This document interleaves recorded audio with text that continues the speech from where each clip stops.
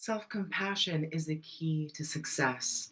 It's so incredibly undervalued in our society because we're all about achieving high results. We have high standards. And at the same time, we need to have self-compassion. In my coaching practice, those are the people I work with. I believe in working with people who are hardworking, who have grit, who will persevere through tough times. And at the same time, when they do fall, it's important to cushion it with self-compassion. But I think that a lot of people believe that this is what I have seen in my experience, that a lot of people feel that if they do have the compassion, they're going to lose their edge. They're going to lose their grit. And the reality is that's absolutely not true. Because this is the analogy I like to use every time that something bad happens to us. We made a goal and we didn't reach it for some reason.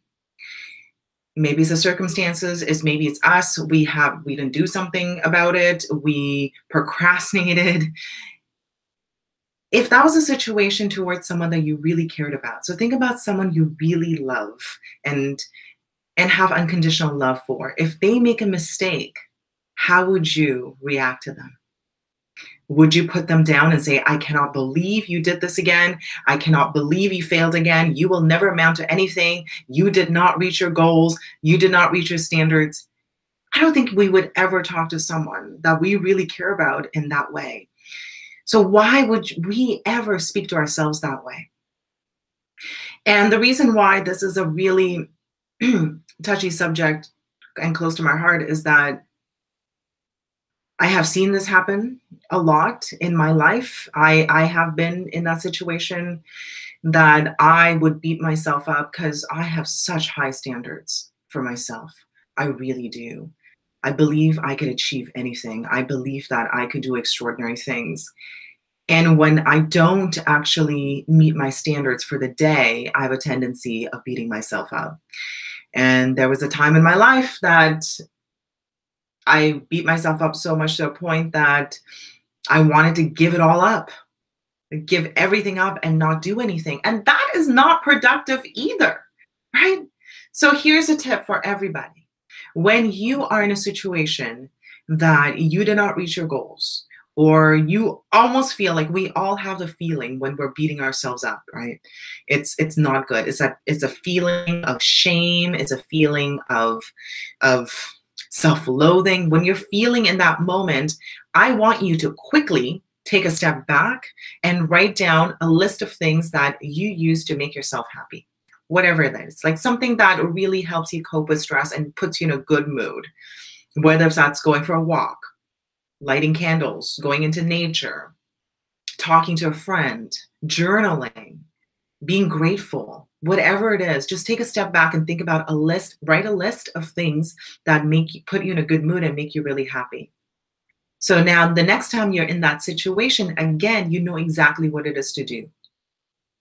As soon as you feel like, oh my God, I feel the self-loathing coming along, I feel that that sense of shame that I didn't do something, I'm going to be putting myself down, and just think about that list. Or you could even have it somewhere. You could have it on your computer. It's like, okay, these are the things that I need to do in order for me to get out of the situation. Because it's actually very counterproductive for you to continue to beat yourself up. You're not going to do any better. You're going to actually do worse. And again, I'm going to bring it back to someone you really care about. Maybe a child. Think about a child. If they do something wrong because they're learning and they are taking steps towards it, if you really just, I don't want to say beat them, if you really just put them down, they're not going to do it any better. So why would you treat yourself that way? So make that list. And I would even put it out there, make that list when you are in a good mood. You know, has there ever been a time, I was talking to my School of Life students yesterday. I got them to make a list of when they've like, you know, when you feel really good. It's like, I'm in my element. I'm so proud of myself right now. And what was it that made you feel that way? What were you doing? You were in a good mood. You were relaxed. You felt like you could do anything. You were around good people. You were eating good food, whatever it is.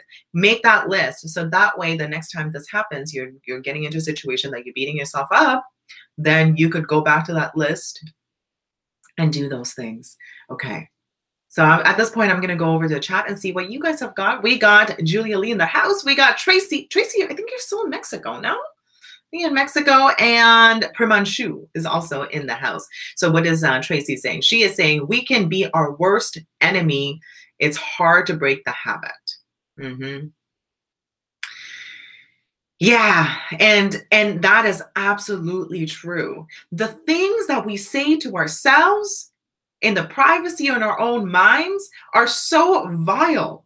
It is so terrible. If you were to just write down a list of things that you say to yourself, it is nobody else in the world should ever talk to you that way. So you should never speak to yourself that way. I know it's so horrific. And we are our own worst enemy. Okay, what is Julia Lee saying? I really needed to make myself happy recently. I'll try. Thank you so much.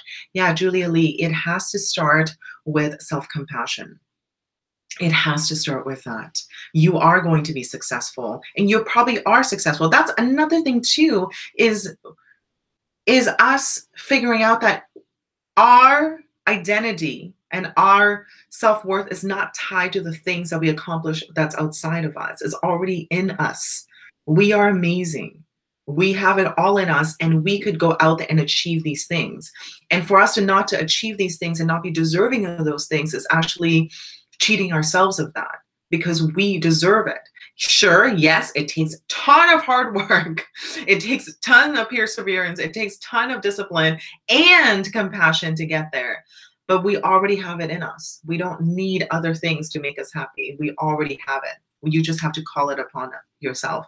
Yes, Tracy is in Mexico. And Zeno, hello, Zeno. I haven't seen you in so long. How you doing? Okay, all right, guys. Well, I just wanted to come on here and talk about self-compassion because there needs to be more of that.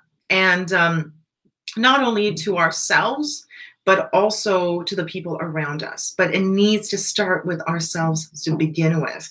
Because if we don't have compassion for ourselves, we're not going to have compassion for other people. If we speak to ourselves in the most horrific ways and put ourselves down, then we're probably going to do it to other people. We can't give what we don't have within us. So that's where I'm going to leave with you guys. Have an amazing day, and I will see you guys all tomorrow morning for another episode of Coach's Corner. Bye-bye.